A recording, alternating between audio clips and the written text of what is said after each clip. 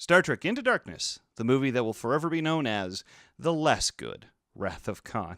In honor of Star Trek Beyond opening tomorrow, we decided to tackle Star Trek Into Darkness, and this week we have a new guest host, Monte. He used to podcast with us, and he's worked on several other Dirty Sprocket projects. Specifically, he directed the pilot of Jupiter and Mars. So, yeah.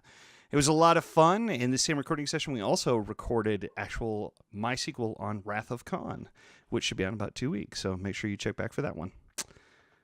So now go ahead, strap on those headphones and listen up, as this week we tackle Star Trek Into Darkness on MySequel.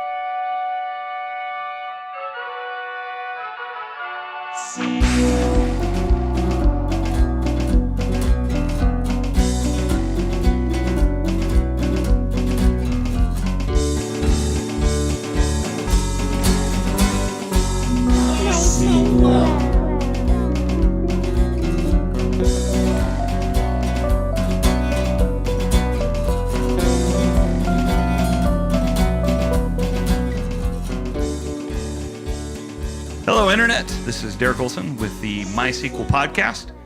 Joined tonight with Matt. Hello. Robert. Hello. And this is our guest for tonight, Monte. Hi. So this is the second time we have done an episode with a guest who's not kind of the main five of us. So, which is fun. And if you follow Dirty Sprocket from way back when, Monte was a regular contributor to that and did a lot of podcasts with us, where we even talked a lot about Star Trek stuff even.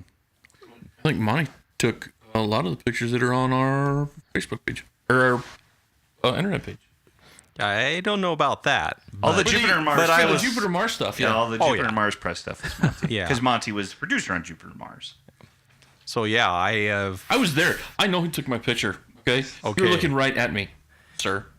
Well, I've podcasted with Matt and Derek. This is the first time with you, Robert.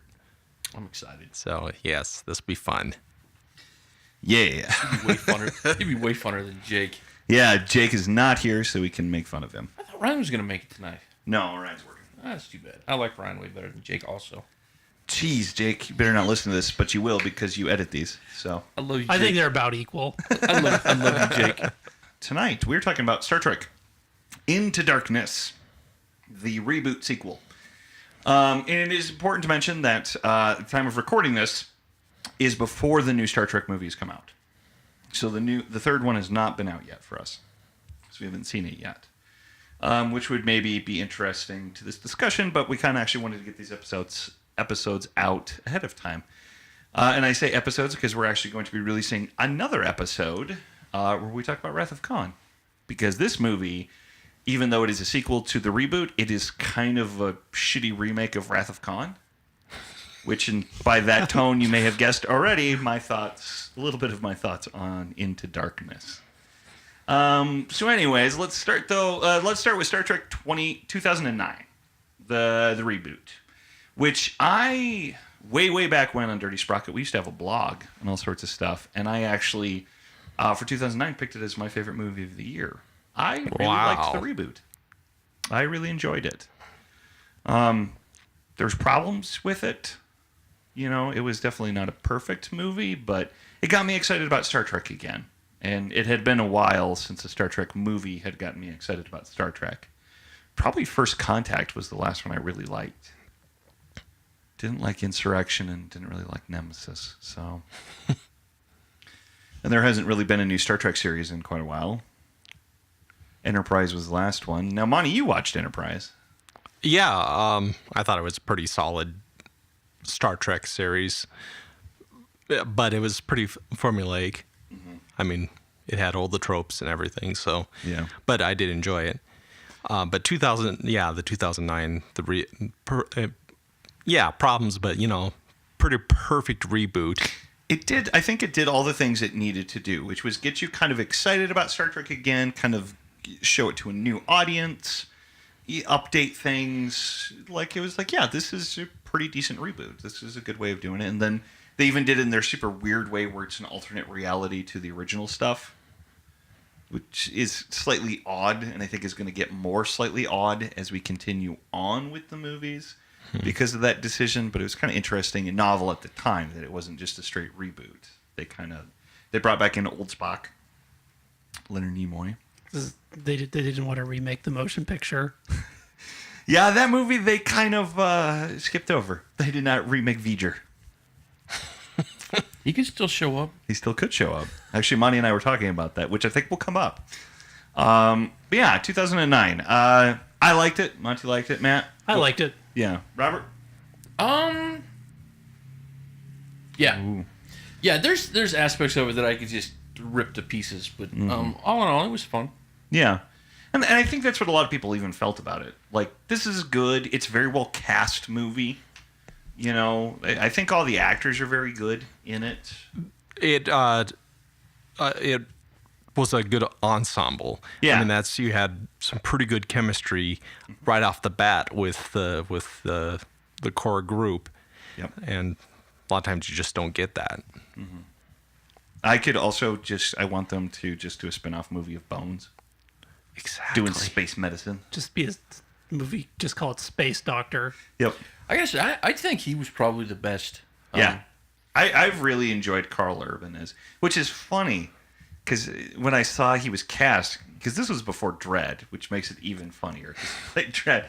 But I knew him from Lord of the Rings. He's Éomer from Lord of the Rings. He was very serious in that movie. He was like the bad guy in Born Supremacy. And you're like, that guy? You're kind of want to be Bones? Kind of jokey and that. And it's like, holy crap, he's amazing. Yeah, he really liked the character, too. You could Yeah. tell he was a fan. Mm-hmm. So yeah, 2009 is pretty good. I think this is going to become a trend with these newer movies. Visuals look great. I even really loved the score, like the updated music, good actors, a good look. I thought they did a good job of retaining kind of the original look of things while kind of updating. But I think the problem with the movie was the script was a little lacking, you know, where that was some of the problems, and I think that definitely translates over into the sequel. Because I think what I was really excited about, and this is the same thing I said when we talked about Force Awakens, is I like this, but I'm more excited what's going to happen next, and that's the way I felt after this one, after 2009. I mean, I was like, okay, it's maybe a little generic. There's some things that are off.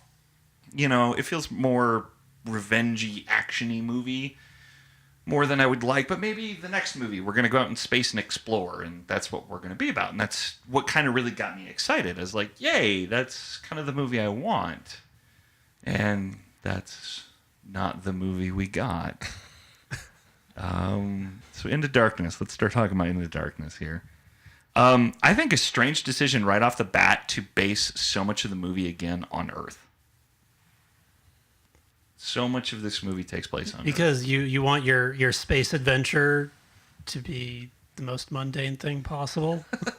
It's like all the 80s movies, you know, like He-Man and different movies where everybody had to come to Earth. They couldn't be in their own cool universe with neat stuff. No, we're going to bring them to Earth. And I felt the first movie was very similar in that way too. A lot of it takes place on Earth, which I think was a little bit more justified with that story, going to Starfleet and things like that. But it was just like, oh, we're back on Earth again. Also, I got to say, they learned nothing from 2009 because all this horrible stuff is happening on Earth. They don't have any ships surrounding Earth or orbital lasers or they did nothing to defend themselves after the events of 2009. Yeah, and Khan just shows up and that's a dumb part of the movie that we'll get into later. That the final confrontation apparently takes place real close to Earth. Well, it doesn't feel like it. I'm talking about his initial appearance when he goes and shoots up the meeting. Oh, yeah, he shoots up the meeting. And there's no security or anything. Yeah, this is the top brass of Starfleet, and I get that Starfleet isn't supposed to be a war thing and things like that, but they do have space lasers and torpedoes on their ships. They're not dumb.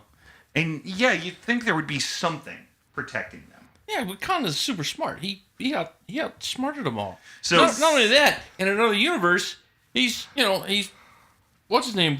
Ricardo Montalban. Well, no, the No. Damn it. I just like saying Ricardo Montalban. He's the investigator guy. What? Oh, What are you talking about? the guy that Cumberbatch plays on the BBS. Or Sherlock. Sherlock Holmes. God, I feel dumb.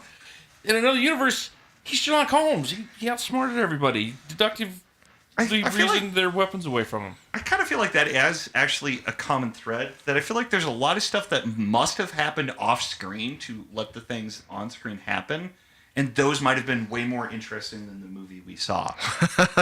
Like that could have been an interesting sequence. Maybe Khan did need to somehow sneak in there, but we don't see it. The movie doesn't feel like showing that to us. Not to mention the fact that his entire crew was frozen because they were super, extremely dangerous, and like nobody cares that the one leader guy is out there someplace doing whatever. You know what I mean? I think it needs to be said right off the bat that Admiral RoboCop is terrible. I love Peter Weller. I was excited when Peter Weller was cast. I was like, yay. And he's a terrible villain. He's dumb. He makes a lot of dumb decisions. Yeah, He did make the great big spaceship. Yeah. Let's talk about the great Another big spaceship. great Okay. big spaceship. Again, 2009, Nero's big ship, right? You're like, oh, okay, so it's supposed to be bigger. That's in, whatever. And then what do they do for the villain this time around? It's another big ship. All right. I hate this movie, but one of the few things I like about it is that big ship can attack them when they're in warp, because every time they go to warp, anytime they go to warp, it feels like a ship's safe. Oh, we're safe from attack. And then here comes this big old ship, which I agree is dumb. Oh, it's just another. Right. We'll make another bigger ship, but I like that they were getting attacked when they were in warp. I think that's a good idea. Now, good idea in a dumb movie. Yeah, the big ship. Let's talk about Admiral RoboCop's plan. So basically, since we're in the rebooted universe, things have happened differently. So Admiral RoboCop basically says, because of Nero, tensions are higher with the Klingons than they were, in the original timeline, and they're afraid of stuff like that happening. So they go out into space to look for new technology. Because, I don't know, I feel like that's all very vague. And they find the ship, the Botany Bay, with Khan and his crew on it. And they decide, you person from 100 years ago, you can build us spaceships, right? Because you're smart. You're smart for, hundreds of years ago, but yeah, apparently you can build better technology than we can. So they hold his crew hostage, and then they have Khan make them weapons and stuff. And then shockingly, that comes back to bite him in the ass. I wonder if the idea there isn't that because he's a genetically engineered human that he has the capability of learning at an exponentially faster rate. Sure. And so they give him a couple textbooks and like, hey, look, download this stuff or upload it into your gray matter and then come build us a spaceship. Again, might have been interesting to show us, the audience, certain. It's true. I'm not saying that it wasn't stupid writing. Right. I agree that, there's an easy explanation to it. It's just the movie never decides that you need those things. Right, because they think what would be, apparently the screenwriters thought would be more important than developing out this character is to try to surprise us. Oh, God. Which, Yeah. We'll finish with the plan, and then, yes, because we need to talk about that, because that is such a dumb thing with this movie. But then, so his plan is, so Khan escapes, and he's going to kill Khan, right? So, and he's going to kill Khan's crew, who are in torpedoes, and then he's going to blow up the part of the Klingon homeworld, and then have the Enterprise destroyed. So everything's neat and tight, right? But the thing is, he's talking about that we need to prepare for war with the Klingons, right? He built one ship, and he's ready to basically declare war on the Klingon Empire. Yeah, he has one of his ships. But it was a really big ship. He can fight all of them. It can shoot him on a warp. It's a big-ass ship. It's just going to be like Force Awakens. It can blow up galaxies. Right. Yay. Can I bitch about those for a minute? Yeah. Well, I just think that's his plan, and it's a dumb plan. It's a really dumb plan. All right, Robert. it's fairly weak. This is one of the things that's really pissing me off about Star Trek, the new reboot, and I'm seeing this again in the previews for the next movie, And if it goes down the way that it looks like it's going to go down, I'm probably going to give up on the new Star Trek. It's how much they've turned the Enterprise into a glass cannon. Yeah. You know what I mean by glass cannon? It's really, really vulnerable. Yes. Okay, so you have the original series, right? And we established that the Enterprise is a good, sturdy... It's the flagship. Space, it's a flagship. It's a good, sturdy space-faring vessel that will get the crew home. Yeah. So it's less about the ship and more about the people in the ship. We establish that this is a mighty ship. It's a proud ship, right? And so then when we get to the Wrath of Khan, which we'll talk about in the next movie, or not the Wrath of Khan, but the Search for Spock, and they self-destruct that thing, it has serious impact on the audience, right? That we're sacrificing the ship for the good, right? The thing we've seen for a very long time. The Enterprise is almost a character. Right. Well, then we come with this reboot, and what happens? We have a really big ship, kicks the shit out of the Enterprise, because the Enterprise is just this weak fucking ship that can't do nothing, right? We get into the sequel, Star Trek Into Darkness, and what do we have? We have a really big ship, kicks the shit out of the Enterprise because the Enterprise ain't I'm tired of watching the Enterprise get its ass kicked. Yep. Like, come up with something better than that. And the previews for the next movie make it look like, once again, we're going to blow up the Enterprise. Like, I wouldn't step foot on that damn thing. Yeah, it is cursed. It is. But it's scrappy, man. But it's not, though. I mean, it's just... It's the underdog. I get irritated. Yeah, I get super... They need to stop blowing up the goddamn ship. Yep. Like, it was great in Search for Spock. It was cool in Generations. Right. It's not fucking cool anymore. It's stupid and it's redundant. Yes. I'm sorry, Monty. I get passionate. Oh, yeah, I Robert can tell. gets excited. Robert gets excited and racist. I'm offended. I do not get racist. By the way, I'm totally rubbing this in right now. I said 8 podcasts. And it's... So yeah, I listened to this too. The last podcast was The Lost World, and at one point Robert says, we've done 8 of these," and I yelled at him, "I was like, you're wrong, Robert. We did 8 of these. This is number 8." And he's like, "I said 8," and I said, "No, you didn't." And Robert said 8. Yeah. So there. Robert was correct. Technically, we'd actually done 9 episodes because we did 2 part 4s because that was the Civil War. So we had 2. I'm sorry, Robert. I was wrong. You were right. We can be friends again. All right. I completely forgot about that until I was listening to it today. And, Yeah. And then I was like, and then I got online. I was going to put that on. Did you see that What? on the Facebook page? Yeah, we had a comment. Hey, also comment on our Facebook page and our YouTube. We will respond. We're not very big.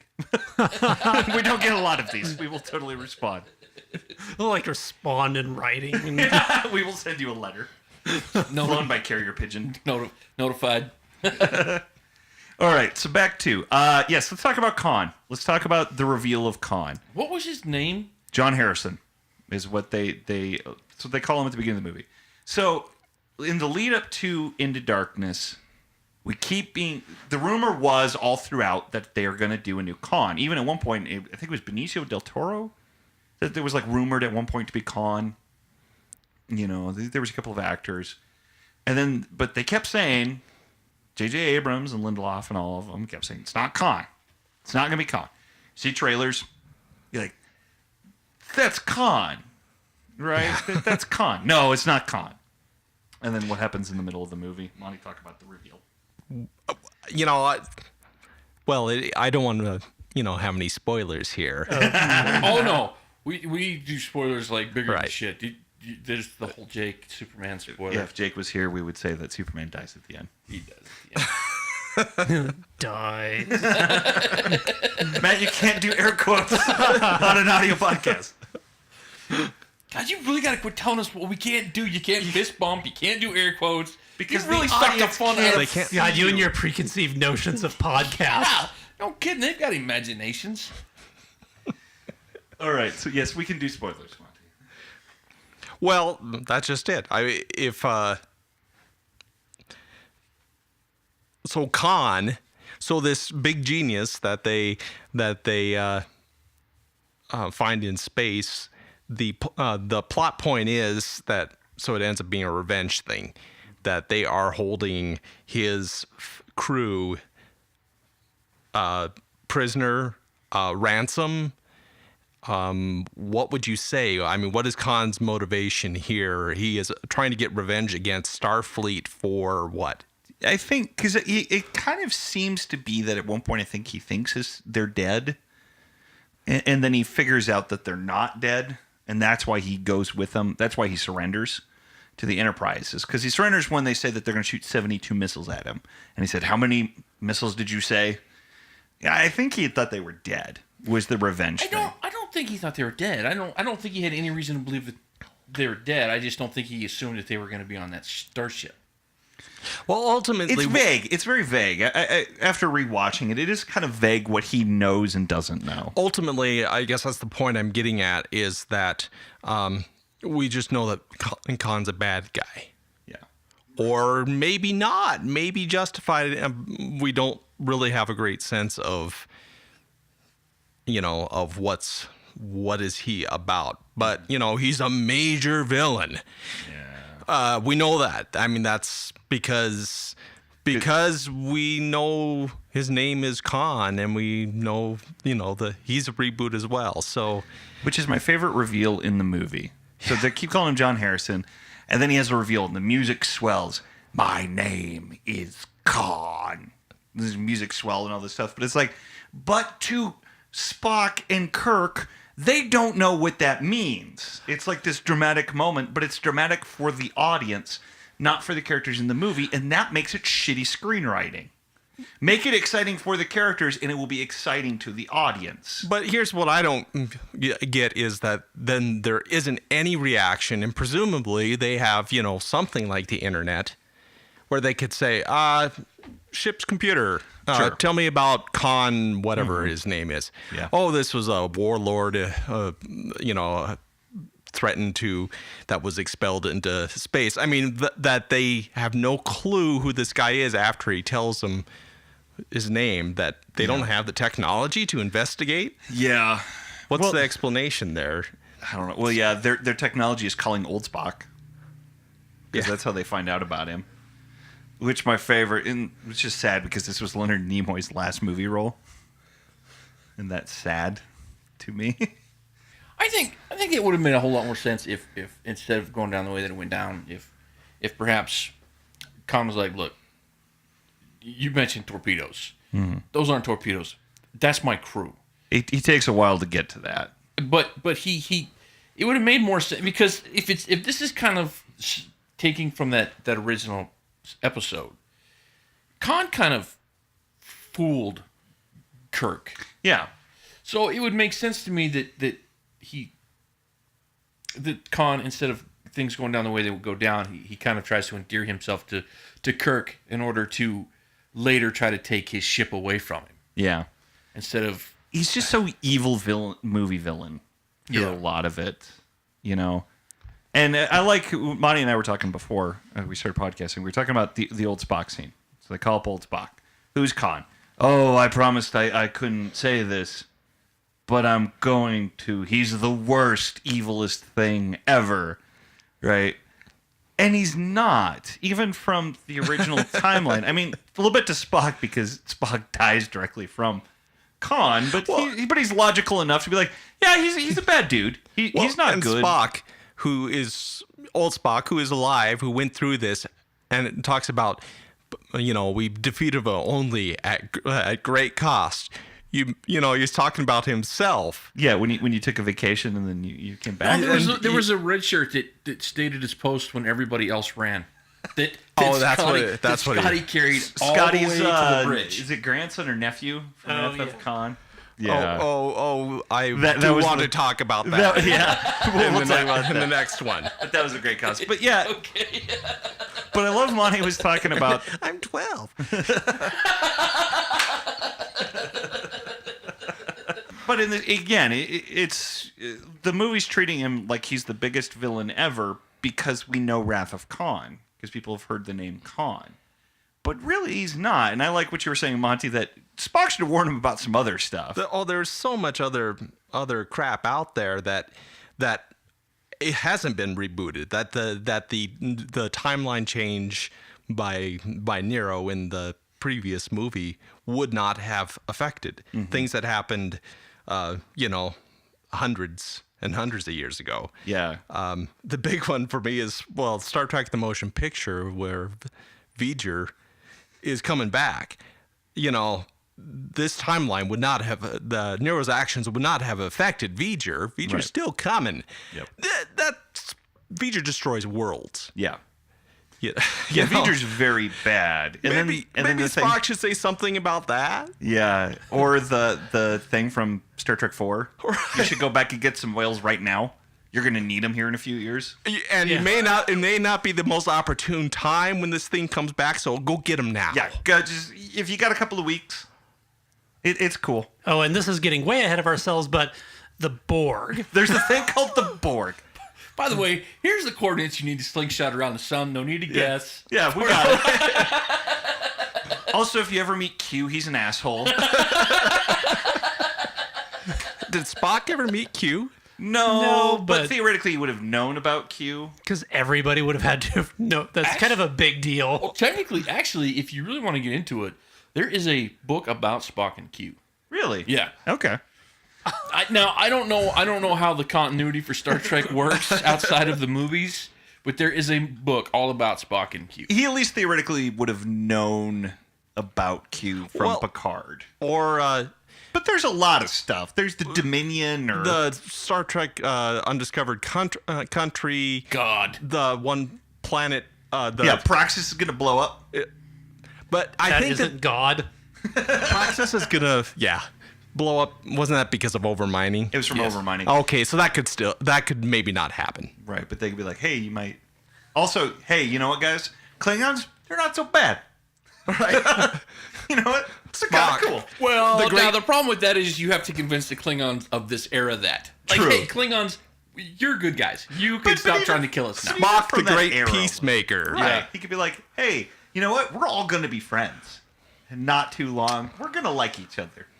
Let's just do it now. But okay, But no, we Khan gotta talk about is Khan. the greatest. Khan's the one thing I'm going to threat. tell you about. He's the worst. I want to believe that maybe it is just that Spock is super petty. And that's why he tells him. He's like, haha, fuck you, Khan. So I didn't think of this until tonight, but so what happens to Khan's wife then?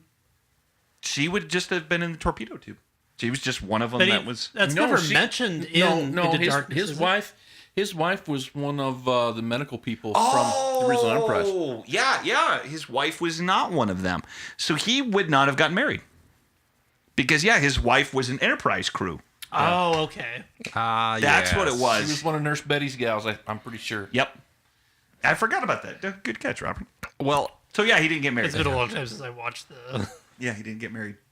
He did get put on SETI Alpha 5.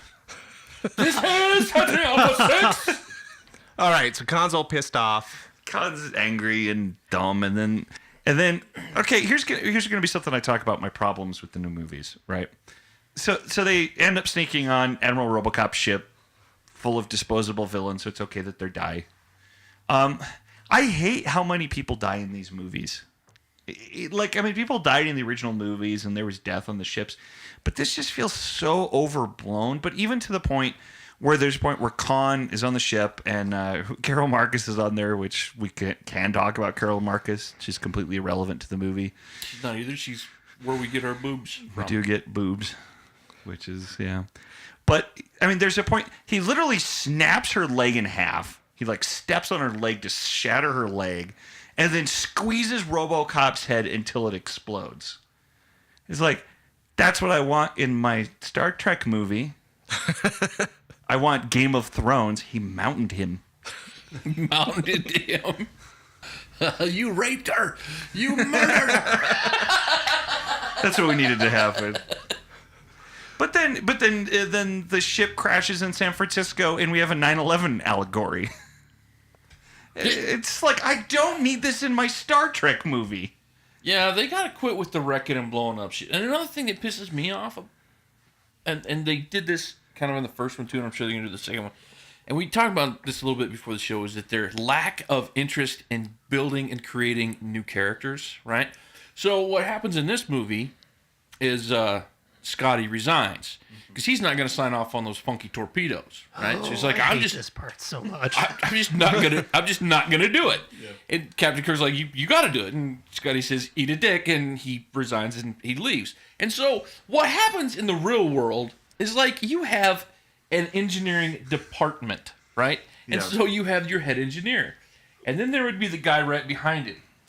Do they make that guy the new head engineer? No. Captain Kirk's like, hey, you, 21-year-old freaking Chekhov, Pavel. go be the new head of engineering. Because You drive the ship. He doesn't even drive the ship. he doesn't drive the ship. What is his Sulu job? drives the ship. Yeah, Sulu drives. What does Chekhov do? What is Chekhov's job? Is he the weapons guy? Kind of, I think. I think kind of. Chekhov just kicks ass, though. He's just, yeah. He's just awesome. He's Chekhov. And then- He doesn't do anything. with his That bugs me. whistles. Instead of introducing Yeah, no, a new that's- character to fill that role, Right. they just, because you know what I mean, even in like Next Generation, you had, of course, you had LaForge, but then you had characters that you'd bring on every once in a while that were also really interesting, like Sergeant Barkley, or not Sergeant, but Lieutenant or whatever his name is, Lieutenant Broccoli. Yeah. Everybody called him. That was a Right. cool and interesting character. Right. Why can't they do that shit with the new movies? It feels like in a Good lot of co- these that they need to find something for everybody to do, but they don't really have that much for everybody to do.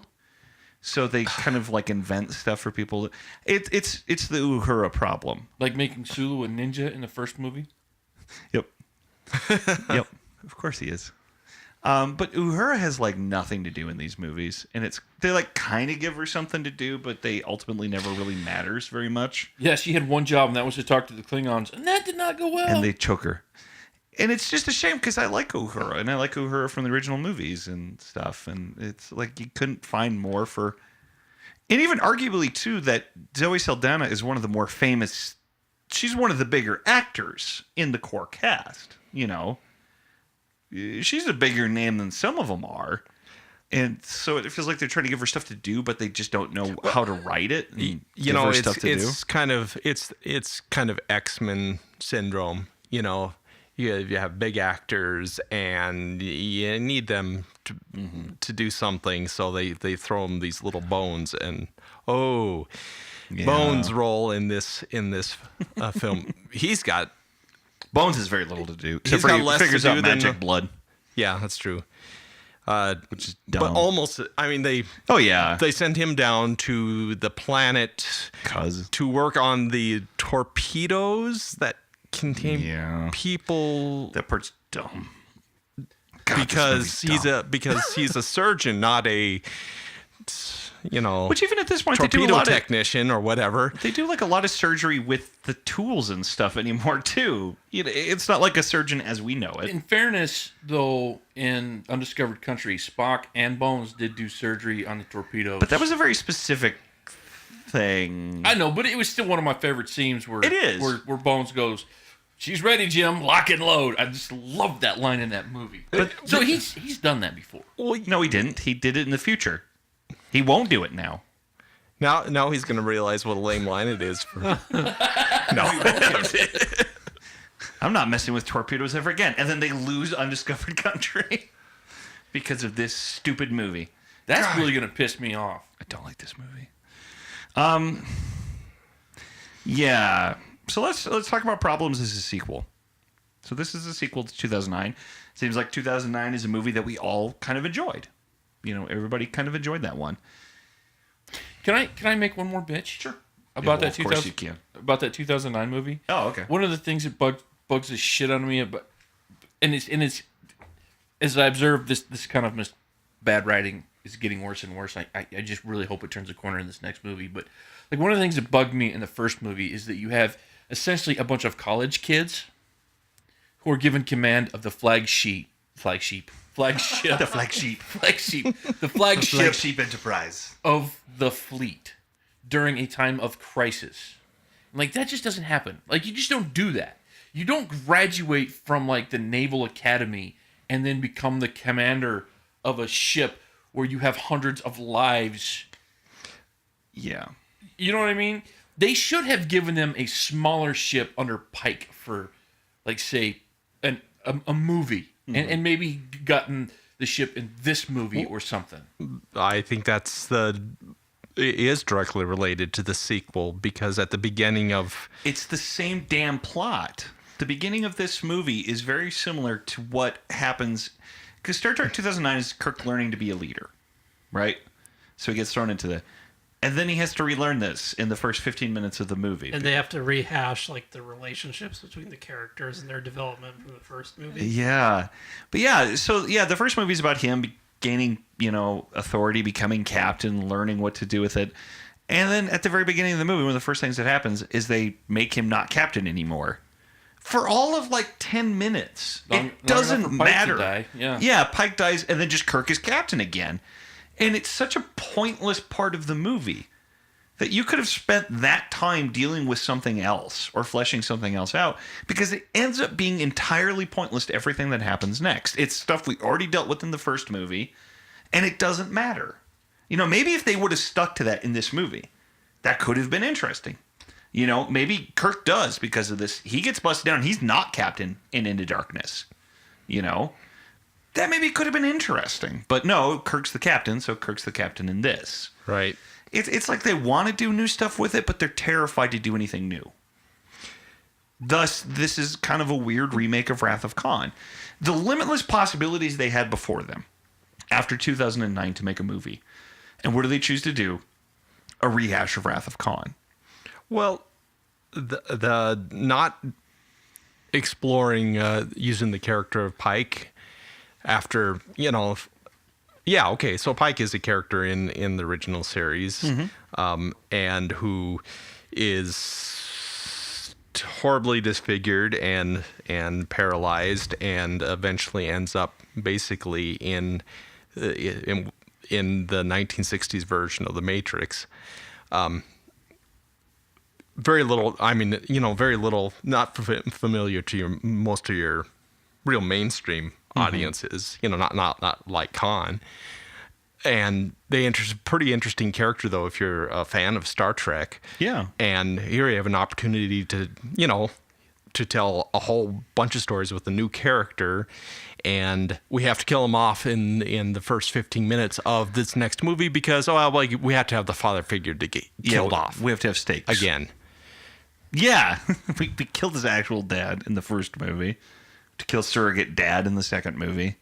Just so we can hate Commander RoboCop that much more when he's trying to play the father figure card. Yep. And it happened because, this needs to happen. Yep. It didn't happen for any particular reason. This, the obvious person who probably should rise to the occasion on this, when the Starfleet is under attack, under a terrorist attack, is this guy.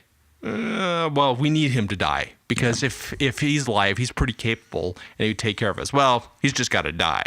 Again, it's just lazy writing. Yeah. For all the things to hate about this movie, stupid little things that we find annoying, those pale in comparison to just. We didn't actually fill out and make Khan's motivations obvious. We didn't, we don't actually, things aren't happening for reasons other than they have to happen to move the story along. And they keep, another problem with this movie, with the writing, is they keep getting themselves out of corners by stupid ways that break their friggin' universe. So Khan, after he shoots him up, how does he escape? He has a teleporter that can teleport him all the way to the Klingon homeworld. Why do you need ships anymore? You have this. You can just teleport anywhere in the galaxy. You don't need ships. Or at the end, we have magic blood now. God, that pissed me off so bad. Saved by a fucking Tribble. Yep. We have magic blood. They really had to work to get the Tribble in. Yeah, of course. And it's again because we know what tribbles are, so they got to be in it, even though. Why is he experimenting on a Tribble? At that time, too. He does say that he is checking out Khan's blood. In rewatching it, he mentions there's weird stuff in his blood, and I want to investigate. But I don't know how that entails shooting it up into a Tribble. It's just because You know what the you trouble- know tribbles are, right? You know what the trouble with that is? They're tribbles. Oh! So, all right. So, the reason we brought up the Super Blood and the Triple, can we talk about the death scene? The forced Khan death scene? Let's talk about, yeah. So, again, being a rehash of Wrath of Khan, they take the most iconic, moment from Wrath of Khan. One of the most iconic Star Trek moments, just in general, is Spock's death, And it's very affecting. Like, I rewatched that again, too, and that death sequence is, I don't want to get into too much detail because we'll talk about it in our Wrath of Khan episode, but it's very affecting. And I think a lot of it is because we've been with both of these characters for such a long time. And at that time, when that first came out, you didn't know Spock was going to be okay. They killed him and he was dead. Shot his ass in a torpedo. Right. And then years later, a few years later, then we have Search for Spock, right? Brings him back, But at the time, we didn't know that was going to happen. And they kill him off, and that's the end of the movie. But what they do in this, they switch them around, which I didn't necessarily mind switching around Spock and Kirk. It's like, okay, whatever. That's a thing.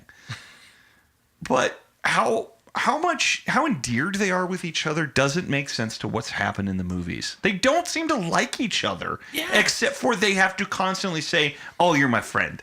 It's like, but you don't act like you're ever like each other. From the writers of The Room. Yeah. Yeah, well, that's kind of that's an important point to bring up because in the Wrath of Khan, there is multiple times in that movie. Of course, we have unfairly to the new movies with the original cast. We have the original series to establish that long existence of friendship. But in the Wrath of Khan movie, a lot of that movie is used to to remind us or to reinforce to us this bond, this friendship that Kirk and Spock have with each other. Not only that are they friends, but they're old friends. They're comfortable in each other's company. They're relaxed around each other. And that death scene, in a lot of ways, is really kind of a celebration of that friendship, right? It's really honoring that friendship. Whereas in this movie, one of the first things that they do is they betray each other. Yeah. They spend the next 20 to 30 minutes of the movie at odds about that. And then the death scene really is kind of us trying to force the idea that they're friends down our throats. And I don't believe it any more than I think anybody else does. I think the interesting thing about it is the different tones after rewatching both of these again. The tone in Into Darkness is very much, he talks about he's scared of dying, right? And he asks Spock, how do you not feel? I do feel, all this. But it's a very kind of, it's very tragic, the way they want it written. Again, he's scared of dying. It's not like, I accept my fate, It's compared to almost the hopefulness at the end of Wrath of Khan with the death. The death is not, Spock's like, I don't want to die, Jim. Oh, God, this is horrible. It's like celebration of their friendship and all this stuff. And it almost ends kind of hopefully and that. But this is darker and grittier. And I think a lot of it is the decision to put the Khan yell after the death scene. That was such a bad idea. It was terrible. Such a mistake. That Khan afterwards, but then it makes it feel just like somebody looking, it's that generic look up into the sky, no, and they just did it with Khan, and it's just, it doesn't work. They'd have been much better served if they would have not done that yell. Yeah. Well, I mean, clearly, but and let Spock express his anger the way that would have been natural to Spock. Right. Like the yelling thing is out of sorts. Spock wouldn't have done that. Spock would not have let that go down that way. But beating Khan half to death, I could see Spock doing that shit. I could totally see that. Yeah, I don't like that sequence afterwards. Yeah, and then we get this long chase. Dumb chase sequence, because Khan could beat the shit out of him. Like, we've established that Khan can beat the shit out of him. Why is he running away from Spock? Why doesn't he turn around and take 2 seconds to kick the shit out of him? I don't know that's true because Vulcans are naturally stronger than humans. Right, but we saw him beat up all the Klingons who are naturally stronger than... I don't think Klingons are. I think they're no, I don't think they are. They're more aggressive. They're warriors, but I don't think they're... Well, they're, no, but they're Khan is genetically enhanced. But they show him to the point where they keep showing him in the movie to the point where it is almost like he's invulnerable to this stuff. Yeah, but Spock is super mad. This makes him super strong. super strong. So what it means is they're basically, even an even match. Right, which they I would shouldn't go for, be. they I were- would go for that, except for Spock is a science officer and Khan is a martial Right. arts trained Yeah. super. Why is he Soldier. scared of Spock and running away from him? It's dumb. Or also, we can't beam him up, but we can beam you down to him. Then why can't you do the other way? Please, somebody take 2 seconds and explain to me, why can't you do it? Oh, this doesn't work. How? How does that not work? Because it didn't work for the script. Yeah, that's this whole movie is, cuz we want this to happen. I just want to mention something that I hate between both of these movies, 2009 and then Into Darkness, is Scotty leaving the Enterprise and then having to come up with a really convoluted way to get him back Yes. to the Enterprise. Why can't Scotty just hang out on the Enterprise? Well, I really, really hate that in Into Darkness, though. Yeah, he's gone and then he's going to come back. And also, how did he sneak onto the ship and not get detected? And there's also the dumbest sequence where he's captured, where he's supposed to open up the chute for them to come flying through, where there's a guy, he's got his phaser on Scotty, and Scotty's talking to Uhura, and Uhura is telling him, oh, they're coming over, you got to do this. And the guy's like, I can hear that person on there. What are they talking about? Why are you just standing there? You're an ineffective goon. Yeah. Well, It is. You're a red shirt and you're gonna die. If somehow Khan had stolen the transport technology and figured out how to make it transport to anywhere, why did they have to do that super skydive thing over to other? What can they just transport? Yeah, they kind of Or- just forget that exists anymore. Yeah. Khan seems to forget that it exists. You mean, like when he's on the ship, like, oh, bleep. If this ship is crashing, bleep. I'm not here anymore. I also hate how they have to make Scotty so corny too, and They really kind of have. Yeah. That Scotty was not that corny. Oh. He was kind of It corny. was a little silly, but I gotta say, this Scotty is corny. That Scotty was cheesy. Yeah. Okay. That was fair. a bad There. Scottish There you go. accent. And that was Sure. All right. I've given it all I've got, Captain. This Yeah. not good. But we love him because he was 60s. He's James Doohan. All right. I think let's get into we're getting here to the point. Come on. Can we go back to Uhura's thing is to be the bitchy girlfriend, Yeah, that's very annoying. which is I hate to say it, but I mean it's really the big waste of this character. It is, because she is. She's the annoying girlfriend through the whole damn movie. Even to the point where they're going on a covert mission and she has to bring up their relationship. And it's like, did you just make the most stereotypical female character you could? No, that was Carol Marcus. Carol Marcus. This was the second most stereotypical character. And again, which is a shame. And it's even a shame for, I think, even the prominence that even Uhura kind of has in pop culture. Not that her character was super important to the original Star Trek series, right? She didn't always do a lot. And even in the movie, she didn't always necessarily do a lot. But that is kind of an important character in pop culture history. That character. Just black leading lady. They had the first interracial kiss. Kind of an important thing. And you choose in the new movies to just make her bitchy girlfriend. That's the best you can do. And that's a shame. So, yes. So let's talk about, though, let's go into our segment here, which I think you, the audience, should have guessed this by now. To 2009, is Into Darkness a good sequel? And my answer is no. The problem is, when we talk about what makes a good sequel, what makes a bad sequel, I think part of the problem is it rehashes lots of what we already saw in the new movie, in the last one. So we're just, part of this, I think, a good half of this movie is trying to reestablish what happened in the previous movie. That's pointless to a sequel. We already saw that. We don't need to see it again. And I think, again, too, why I don't think it's a great sequel is I think you had infinite possibilities of where you could go, and I think they just took the path of least resistance, and I think that makes it a crappy sequel. Because they made us think of Wrath of Khan. Because you have to. Because, this is basically a remake of Wrath of Khan. So it makes you think about Wrath of Khan, and I think a lot of people that enjoy that will probably think like, oh yeah, I like Wrath of Khan a lot better.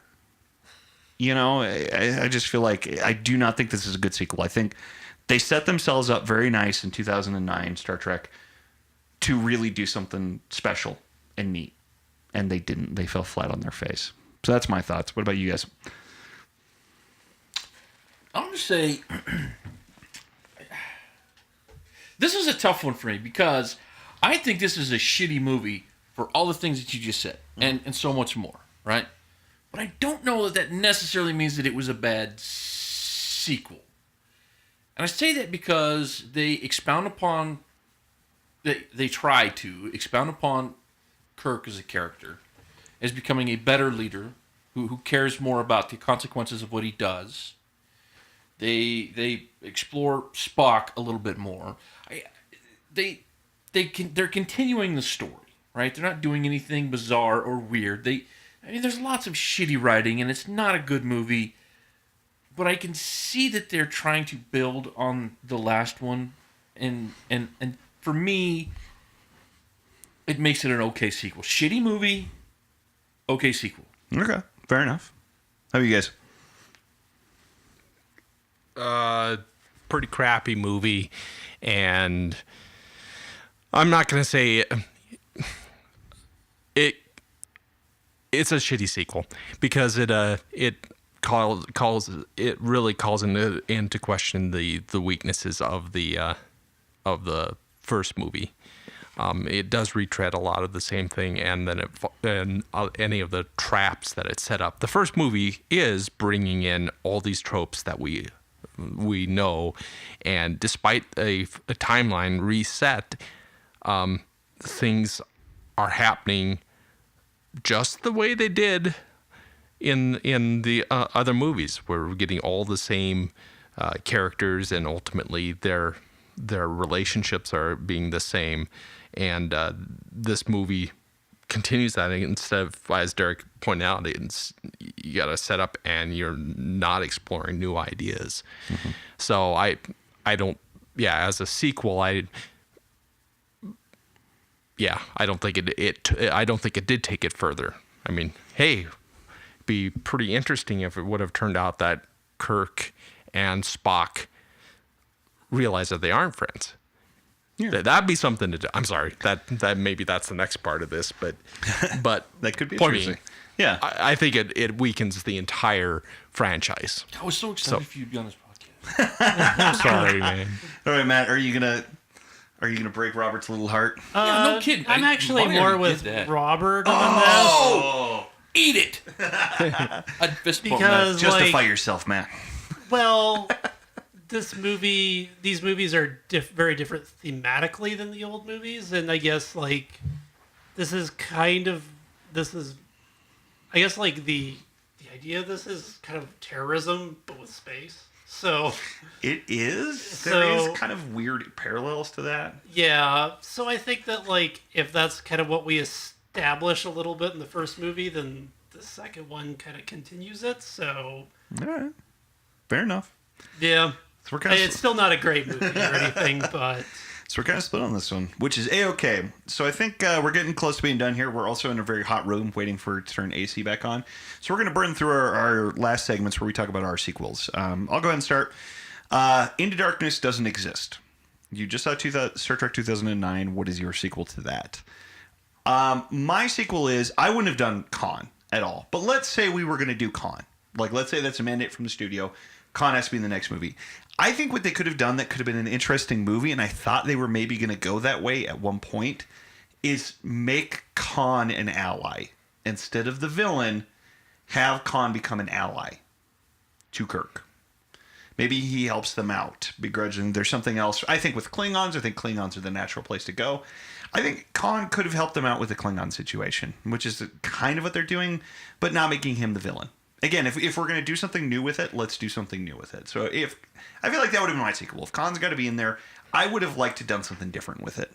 And I would have cast Benicio del Toro. Not that Benedict Cumberbatch did a bad job, but come on. Benicio del Toro with a giant chest plate and all sweaty. That's my Khan. Missing pectoral. That's my Khan. So yeah, that would have been my sequel if that's what I had to do. I also would not have called it Into Darkness because it's a dumb name. I'll go on this one.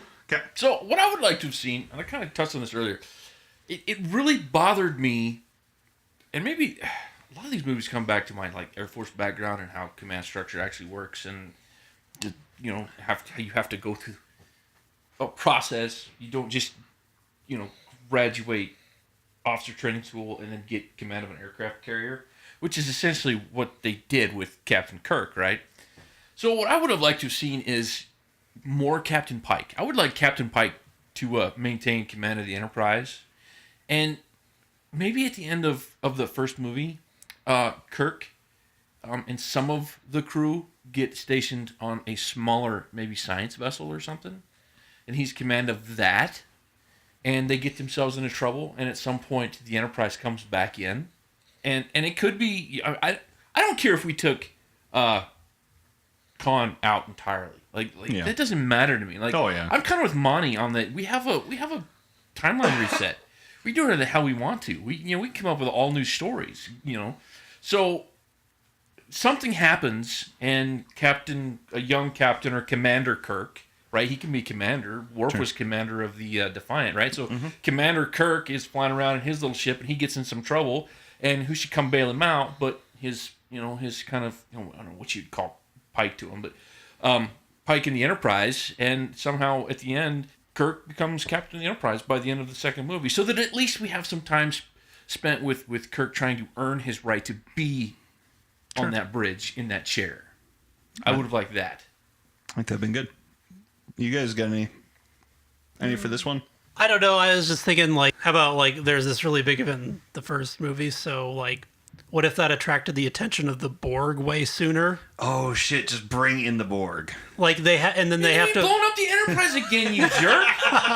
Like, what if they had to deal with the Borg way earlier? That could be fascinating.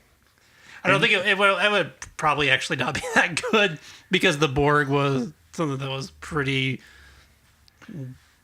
There was a lot of work into developing that through this series over time. There was a lot of stuff there. But it would also have been like, they would have had as advanced a technology, so like, what would they have? Right, the Borg may not be as strong either. Yeah. I think what could be interesting is, since we are then taking something from the old universe, but not something directly related to original Star Trek, could be interested to bring in. Yeah. No, I think that could be fascinating. There's an Enterprise episode.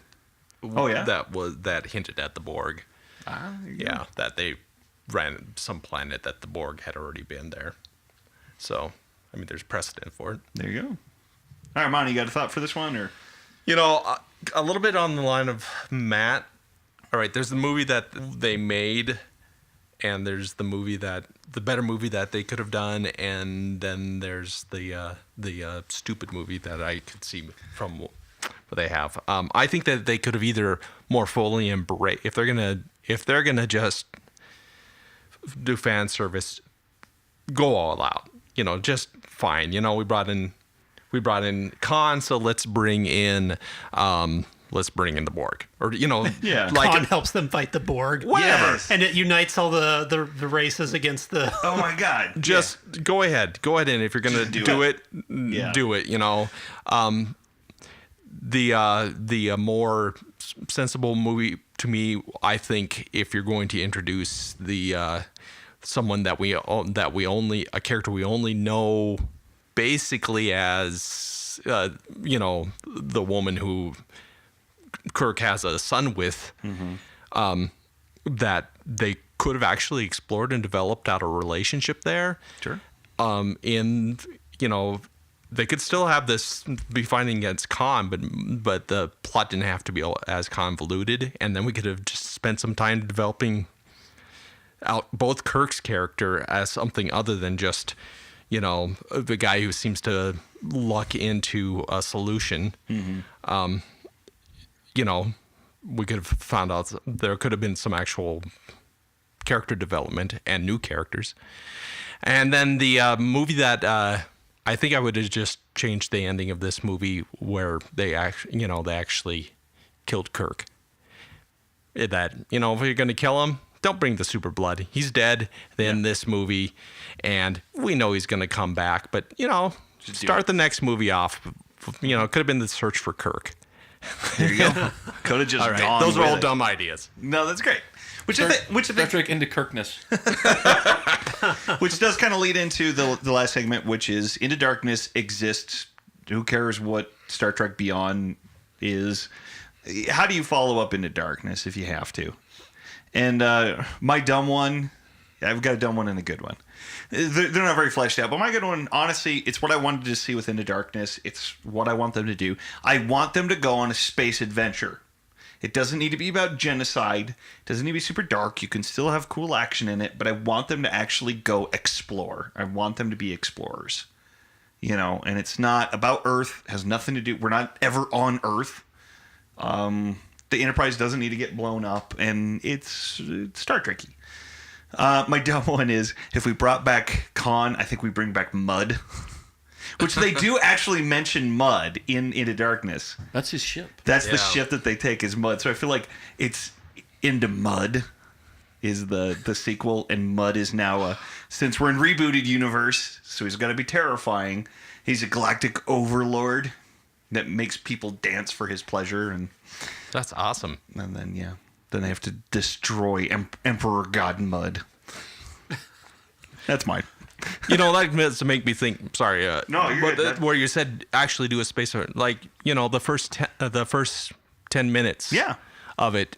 That's probably a more interesting adventure than the entire rest of the movie that follows. Yep. It's such a tease. You see that and you're like, oh, great. We're out in space. Oh, Adventure, never mind. we're, Never you know. mind. We're not. We're on Earth. All right. Anybody else? What's your sequel to Into Darkness? It exists and it has to exist. How do you follow it up? I don't know, but yeah, it would not be combat. I'm tired of them. Like, I think Chris Pine, that's his name, right? Chris Pine Yeah. said that Star Trek can't be cerebral anymore. That I actually kind of agree with him, and it makes me sad. I don't agree with him. I don't. I do not. Yeah. If you are a good writer, you can write a movie that does not have to be action, combat, everybody dies, blow shit up.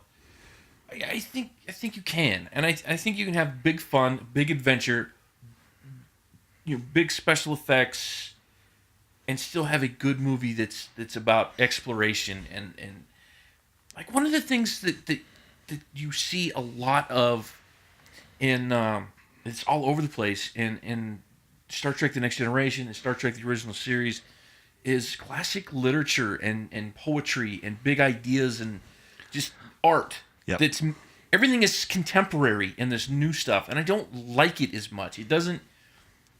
I don't know. I would like to see more of that. You know, I mean, like We didn't get any Shakespeare. yeah, I miss. I don't even like freaking Shakespeare, but like, even with First Contact, I mean that's Moby Dick. It's not Shakespeare, of course, but I mean that's Moby Dick. I mean that's classic literature. I mean it's not sabotaged by the Beastie Boys. but there's still big adventure with the whole trying to get Zephyr Cochrane to do his warp thing. I mean there's cool stuff going on there that I would really like to see Star Trek get back to. Sure. They could, even if they wanted to suck something back in from the original, that big giant doomsday machine. Do you guys remember that episode? It was a I lot. think you're thinking of Star Wars, the Death Star. No, there was The Galactic Death it Star. was really similar to the thing in Star Trek 4, right? The big tubular thing, except for it had a maw, and it was sucking in the Enterprise, and it was going to destroy the Enterprise. Oh, sure, okay. And I don't remember how they, I don't remember that one.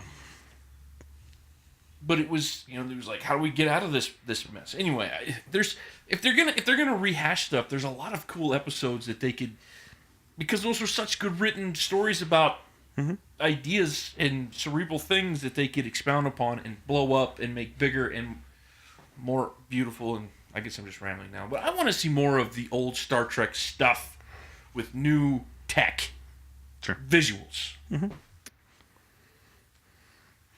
How about a Q-centric movie? Yay. Just have John Delancey come do it. Why not? Brent Spiner can be in the new Independence Day again. Keep finding work for next gen actors. They have the technology to just like use computers to make people look younger now on screen and stuff. That's true. We could just make him young John Delancey. Yeah. Not Q. I always like Q. I always like these episodes. Sequel-wise, I would like to, since this exists, what I like that they started to set up with, I want there to be Klingons again, but like actual, full on. Let's do something where the Klingons aren't the third party that are kind of a slight threat, but ultimately easily dispatched. That let's make them a real threat. Let's have it about, and without it turning into just a long space battle. Right. That could be challenging, but Sure. That's what I'd like to see. I think the Klingons are interesting. Yeah. Klingons are great, as proven by a lot of Star Trek. So that the Klingons can be very interesting characters. All right, I think with that, we're winding down on this one. Make sure subscribe, like. Honestly, biggest thing you could do to help us out if you like the podcast, if you would share it on Facebook, honestly, is one of the greatest things. Biggest thing we want to get the word out about the stuff we're doing. We're always doing neat stuff, and honestly, one way you can help us do that is by sharing it. Another way is to give us comments on iTunes. Even if you don't listen to it on iTunes, if you comment on iTunes, it'll help other people find us. Yes, which would be great. Other than that, make sure to leave a comment. Let us know. What is your sequel to Into Darkness? How would you have continued on with this dumb movie? Anyway.